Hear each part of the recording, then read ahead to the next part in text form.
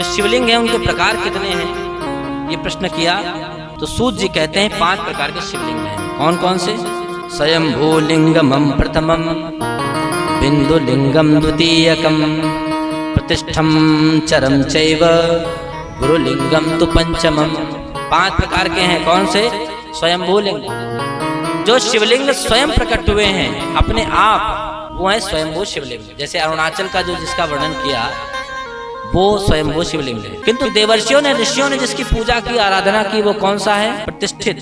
जैसे यहाँ सिद्धेश्वरनाथ का आप दर्शन कर रहे हैं, ये ऋषियों द्वारा पूजित है। जो ऋषियों द्वारा पूजित है वो है प्रतिष्ठित। ठीक, जैसे आप बुद्धेश्वरनाथ का दर्शन करेंगे, यहाँ सिद्धेश्वरनाथ हैं, देव देवेश्वरनाथ वायु देवता के द्वारा स्थापित है। तो ये सब है प्रतिष्ठित। एक है बिंदु लिंग, ओंकार बना दो, वो बिंदु लिंग है। चर लिंग होता है जिसको आप कहीं भी ले जा सकते हैं। और 5वां होता है गुरुलिंग। गुरु स्वरूप जो होता है उसको कहते हैं, गुरु को भी शिवलिंग की मान्यता दी गई। जो ये स्वयंभू शिवलिंग है, ये किस तरीके से कि पृथ्वी में शिव स्वरूप विराजमान है और देवताओं और ऋषियों की आराधना पर वो पृथ्वी से स्वयं प्रकट होते हैं, वो कहलाते हैं स्वयंभू। क्योंकि बीज रूप में वो महादेव तो इस पृथ्वी में विराजित है ना। इनकी आराधना करेंगे तो हमें ज्ञान मिलता है। स्वयंभू शिवलिंग की उपासना करने से ज्ञान मिलता है। और ऋषियों के द्वारा स्थापित भी शिवलिंग होते हैं जिनका वर्णन किया। और बिंदु शिवलिंग कैसा होता है? किसी भी पाटे पर, चौकी पर आपने वस्त्र बिछा दिया, उस पर ओम लिख दिया रोली से, और आपने उस पर बेलपत्र चढ़ाया, तो वो शिवलिंग के समान ही है। आप कहीं पार्थिव शिवलिंग नहीं बना सकते।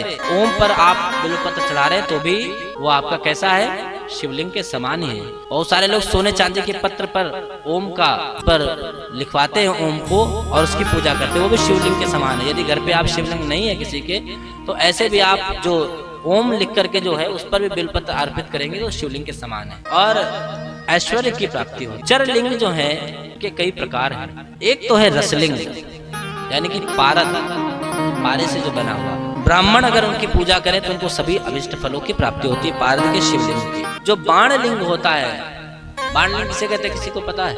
नहीं।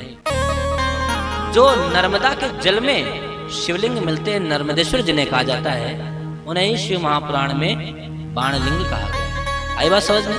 उनकी पूजा क्षत्रियों को राज्य देने वाली है। सोने का जो शिवलिंग बनाया जाए, वैश्यों को वो बहुत ऐश्वर्य देता है। और जो शिला से बना हुआ होता है शिवलिंग, वो अन्य को बहुत कल्याण देता है।